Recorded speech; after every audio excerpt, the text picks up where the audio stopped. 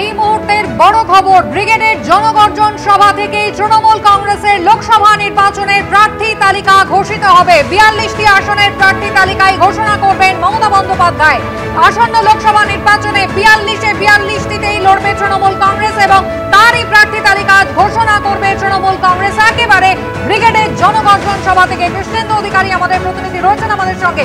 কৃষ্ণেন্দু,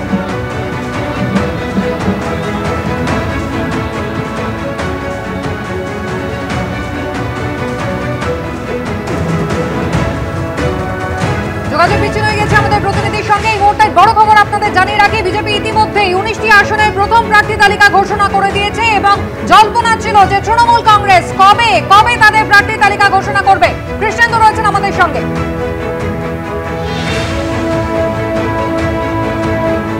দেখো, আজকেই ব্রিগেডের মঞ্চ থেকে প্রার্থী তালিকা ঘোষণা করবে তৃণমূল কংগ্রেস। তৃণমূল নেত্রী মমতা বন্দ্যোপাধ্যায় আজকে এইখানে 42টি আসনে লোকসভা নির্বাচনের প্রার্থী তালিকা এই মঞ্চ থেকে ঘোষণা করবে, এমনটাই তৃণমূল সূত্রে খবর।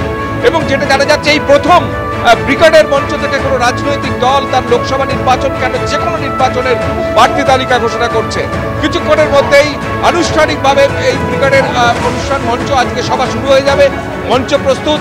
এবং কিছুক্ষণ আগে তৃণমূল সূত্রে যেটা খবর যে আজকের এই মঞ্চেই তৃণমূলের তরফ থেকে যে 42 জন প্রার্থী যারা প্রার্থী হবেন তাদের নাম মমতা বন্দ্যোপাধ্যায় ঘোষণা করবেন।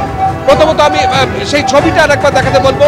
মঞ্চ পুরোপুরি একদম সম্পূর্ণ মূল যে মঞ্চ, সেখানে মমতা বন্দ্যোপাধ্যায়, অভিষেক বন্দ্যোপাধ্যায় আজকে বক্তব্য রাখবেন, অন্য দুই মঞ্চে বিশিষ্ট ব্যক্তিরা থাকবেন। এখন সেই যে মূল মঞ্চ, সেই মঞ্চ থেকেই আমরা দেখতে পাচ্ছি যারা সম্ভাব্য প্রার্থী দু একজন তারা এসেও হাজির হয়েছেন এবং তারা আজকে এখান থেকেই মমতা বন্দ্যোপাধ্যায় আজকে প্রার্থী তালিকা ঘোষণা করবেন। এখন প্রার্থী তালিকায় চমক থাকছে, এটাও তৃণমূল সূত্রে দাবি করা হচ্ছে। অর্থাৎ যারা বিগত লোকসভা নির্বাচনে এমপি হয়েছিলেন বা সাংসদ হয়েছিলেন তারা তো থাকছেনই, দু একজনের বদল হচ্ছে। পাশাপাশি অরাজনৈতিক ব্যক্তিত্ব কয়েকজন মহিলা কিন্তু আজকে চূড়ান্তভাবে প্রার্থী তালিকায় জায়গা পাচ্ছেন। আমরা দেখতে পাচ্ছি সুব্রত বক্সী, অরূপ বিশ্বাস, শশী পাজা, চন্দ্রিমা ভট্টাচার্য আজকে মঞ্চে চলে এসছেন। কিছুক্ষণের মধ্যেই এই সভা শুরু হবে। এই সভায় কেন্দ্র বিরোধী যেমন বক্তব্য বার্তা দেবেন মমতা বন্দ্যোপাধ্যায়, কিন্তু সবচেয়ে বড় খবর এখন যেটা জানা যাচ্ছে তৃণমূল সূত্রে যে 2024-এর যে লোকসভা নির্বাচন, যে নির্বাচনের প্রার্থী তালিকার কিছুটা অংশ প্রকাশ করে দিয়েছে ভারতীয় জনতা পার্টি বা বিজেপি, সেই প্রার্থী তালিকা আজকে মমতা বন্দ্যোপাধ্যায় ঘোষণা করবেন এই মঞ্চ থেকেই। ইতিপূর্বে কোনো রাজনৈতিক দলের এই রকম নজির নেই যে ব্রিগেডের মঞ্চ থেকে বা কোনো রাজনৈতিক সভা থেকে প্রার্থী তালিকা ঘোষণা করা হচ্ছে।